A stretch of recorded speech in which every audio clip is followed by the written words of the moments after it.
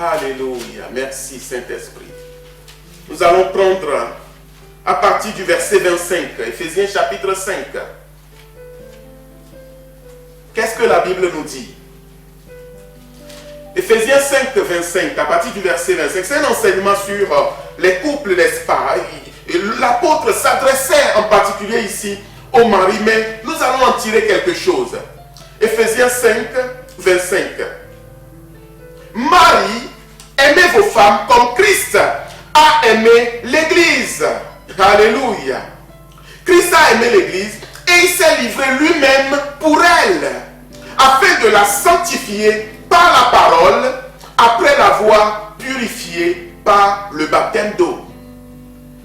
Jésus aime l'Église. Il s'est livré lui-même pour l'Église.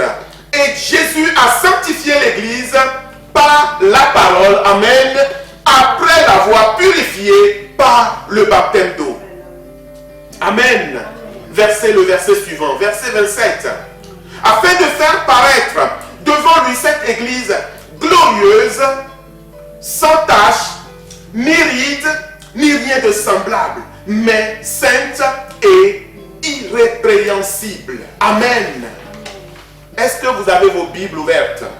C'est la parole de Dieu. Jésus a aimé l'Église. Il s'est livré lui-même pour l'Église. Il a sanctifié avec la parole. Il a purifié par le baptême d'eau. Afin de faire quoi? Afin de la faire paraître devant lui. Cette Église qui est sans tache, ni ride, ni rien de semblable, mais qui est sainte et irrépréhensible. En d'autres termes, Dieu nous a sauvés au travers de son Fils Jésus-Christ. Cette Église est maintenant sur la terre. Mais la préoccupation de Dieu, c'est que cette Église soit comment? Sans tache. Qu'elle soit sans ride. Qu'elle soit ni rien de semblable. Amen. Mais que l'Église soit glorieuse. Jésus veut une Église glorieuse.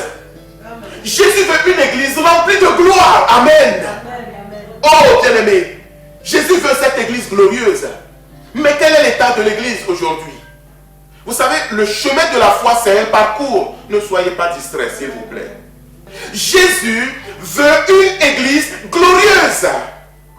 Cette Église, elle doit être sainte. Alléluia. Elle doit être sans tache. Alléluia. Elle doit être sans ride. Elle ne doit avoir rien de semblable. Elle doit être glorieuse. Amen. Mais sainte et irrépréhensible. C'est-à-dire que le chemin qui est ouvert devant l'Église, Jésus l'a dit, je m'en vais, je reviendrai. Je vais vous préparer une place, je vais revenir. Avant de revenir, l'Église est encore sur la terre. Maintenant, si cette Église, elle a des tâches, Jésus regarde l'Église. Il voit que son Église a des tâches. Jésus regarde l'Église, il voit que son Église a des rides. Et vous savez très bien que les tâches, c'est l'image du péché. Les tâches, c'est l'image du péché. C'est l'image du compromis. Les tâches, c'est l'image du mélange. Et Jésus voit tout cela, il est préoccupé. Amen. Mais il veut que son Église soit sans tâche. Alléluia. Les rides. Les femmes, elles n'aiment pas les rides. Hein. Même les hommes aussi n'aiment pas les rides. Mais surtout les femmes. Amen. Les rides, c'est l'image de, comment dirais-je, de la vieillesse, de l'âge qui passe. C'est pourquoi vous voyez les stars à 80, je ne sais pas, ils vont se mettre encore des produits pour que tout le visage soit toujours lisse. Et certains ont des bouches, des fois, je ne vais pas les qualifier. Hein? Mais parce que l'être humain, d'une manière générale, ne veut pas vieillir. Tout le monde aurait aimé avoir ses 25 ans, n'est-ce pas? Ou ses 20 ans. Amen. Mais l'Église porte des rides. Alléluia. Les rides, l'image de la fatigue. L'Église est fatiguée. Si tu as mal dormi le matin, tu vas avoir des cernes. Tu vas avoir des cernes, pardon. Tu vas avoir une tête vraiment fatiguée. Tu vas avoir des rides. Donc, c'est l'image de la fatigue générale. Alléluia. Amen. Les rides, c'est l'image du découragement. L'église est ridée. Et Jésus regarde son église. Il les voit comme ses ossements. L'église est découragée. Jésus regarde son église. Et il voit l'état de son église. Il y a des rides, il y a des taches. Il y a des choses répréhensibles. Il y a des choses semblables. Et maintenant, lui, il veut que son église soit glorieuse. Et l'église est l'image de l'épouse. C'est l'épouse du Christ, nous disons, n'est-ce pas? C'est l'épouse du Christ. Vous voyez quand les jeunes vont se marier. Rappelle-toi du mariage, n'est-ce pas? Est-ce que vous avez déjà vu une fiancée, le jour de son mariage, venir la tête n'importe comment, pas maquillée, pas coiffée, le visage, non, alléluia. Les femmes prennent beaucoup de temps pour se préparer pour leur mariage. Les jeunes filles prennent beaucoup de temps pour se préparer pour leur mariage. Même la robe qu'elle va porter, elle achète des mois à l'avance, n'est-ce pas? Et on fait du régime. On fait attention pour rentrer dans la robe le jour du mariage. Mais oui, n'est-ce pas? C'est pas vrai. Et je regarde dans la salle, c'est vrai. On fait attention à ce qu'on mange. Parce que le jour du mariage, la fiancée veut être belle. La fiancée veut être belle. Et Jésus-Christ veut une église qui se prépare, qui se sanctifie, alléluia, qui efface les tâches, qui enlève les tâches et qui fait disparaître les rides. Vous savez, une mauvaise alimentation, je vais aller vite, une mauvaise alimentation peut donner aussi, peut t'amener vite à la vieillesse. Et je vous assure que quand vous allez en Afrique par exemple, vous allez voir des femmes de 50 ans, tu vas penser qu'elle a 80 quoi. Tu vas penser qu'elle a 75 ans. Oui, oui, oui, oui, oui. Amen. Pourquoi? Parce que vous avez des gens qui... Je ne généralise pas, mais je dis que les gens qui sont vraiment dans des milieux pauvres. Des fois, vous regardez à la télé. Moi, je vois des fois des hommes, des jeunes hommes. On dit, mais ce monsieur, il a 40 ans ou 35 ans. Tu ne crois pas, quoi. Tu dirais un papy, quoi. Un vrai papy. Il n'a même plus de dents. À cause de la souffrance. Amen. À cause de la mauvaise alimentation. Mais si l'église se nourrit pas bien, l'église aura des rides. Si l'église se nourrit pas bien, l'église aura des flétrissures. Si l'église se nourrit pas bien, eh bien, elle va être fatiguée. Et vous savez très bien que c'est la parole de Dieu. C'est le bon enseignement de la parole qui permettra à l'église de ne pas avoir des rides. C'est le bon enseignement de la parole de Dieu qui aidera l'église à ne pas avoir des tâches. C'est le bon enseignement de la parole de Dieu qui permettra à l'église d'être en forme. Même à 85 ans, on va le voir tout à l'heure.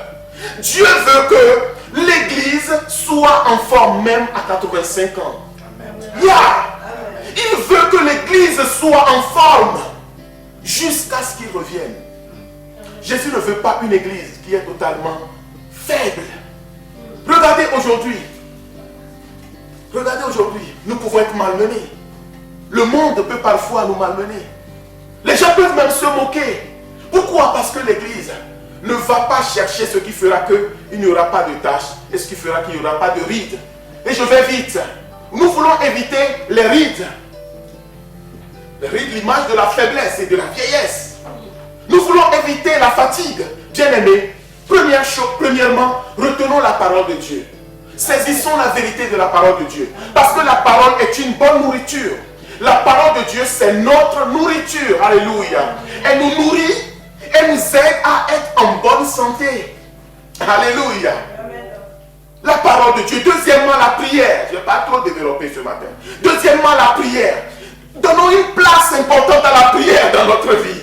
Amen. Si tu veux être un chrétien en pleine forme, médite la véritable parole de Dieu. Médite la parole de Dieu. Amen. Et nourris-toi de cette parole. Alléluia. Essayons de nous nourrir de cette parole. Vous savez, c'est un Timothée. C'est un Timothée 4 où il parle des faux docteurs. Alléluia. Vous pouvez juste noter 1 Timothée 4. L'apôtre parle des faux docteurs. Il dit qu'ils sont marqués par la flétrissure. Et c'est une parole qui est puissante. Amen. J'espère que je vais pouvoir mettre mettre la main là-dessus. Si je trouve, je vais vous le lire. Oh Jésus.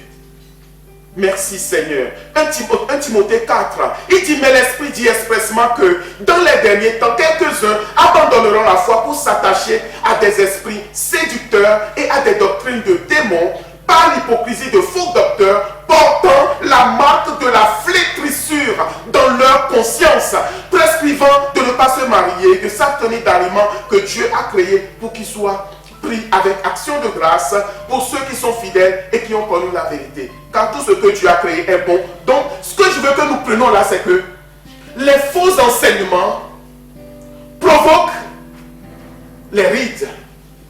Les faux enseignements affaiblissent l'Église. Les faux enseignements vont faire vieillir l'Église à contre-temps. Les faux enseignements feront qu'une Église de 25 ans, prenez-le en sens spirituel, aura la forme d'un homme de 95 ans ou de 100 ans. Alléluia.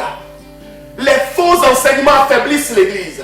Mais le véritable enseignement, vous savez, Daniel, quand ils sont arrivés dans le royaume de Babylone, on servait différents types de nourriture. Mais Daniel et ses amis, ils ont dit quoi? Donnez-nous des légumes. Donnez-nous de la bonne, véritable nourriture. Vous ne voulez pas manger du gras, ça coule de l'huile partout. Non, non, non, non, non. Juste des légumes, ça va aller. Et la Bible dit que Daniel et ses amis, au bout d'un certain temps, ils avaient meilleure mine que leurs amis qui buvaient tout et n'importe quoi, qui mangeaient tout et n'importe quoi, qui se gonflaient de tout et n'importe quoi. Ceux qui s'alimentaient de manière saine, ils avaient meilleure mine. Et tant que l'Église de Jésus-Christ ne va pas s'attacher à la bonne nourriture, l'Église va être faible. L'Église va être faible. Peuple de Dieu, d'abord nous-mêmes, veillons à ce que nous gardions la bonne nourriture. Amen. Et la bonne nourriture, ce n'est pas ce que la foule veut. Il ne faut pas que nous nous trompons. Disons-nous la vérité. La foule ne veut pas la bonne nourriture.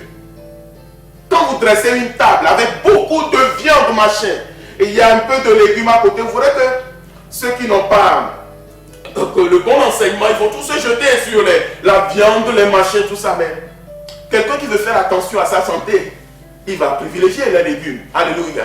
Nous savons aujourd'hui que les légumes, c'est bon pour la santé. Amen. Nous savons aujourd'hui que tout ce que Dieu a créé autour de nous, c'est vraiment ça en fait, la bonne nourriture. Amen. Oh, peuple de Dieu, que Dieu puisse nous aider. Amen. À pouvoir faire le bon choix. Et nous voyons les problèmes de l'Église, nous sommes préoccupés. Nous disons, mais Seigneur, l'Église ne se nourrit pas bien. L'Église ne prend plus la bonne nourriture. Et l'Église est faible. On peut chanter, on peut danser tout ce qu'on veut, mais l'Église est faible. L'Église manque de force. Le monde est en train de dominer l'Église. Mais qu'est-ce que nous devons faire? Nous devons prier. C'est pour ça que Dieu a amené Ézéchiel pour voir les problèmes. Amen. La deuxième chose, à part la bonne nourriture, la troisième chose, pardon, après la bonne parole, j'ai dit, et la prière, amen, la vie de prière dans l'église, la vie de prière dans l'église. Je voudrais encore insister un peu sur ce deuxième point parce que l'église ne prie plus assez. Et une église qui ne prie pas est une église faible.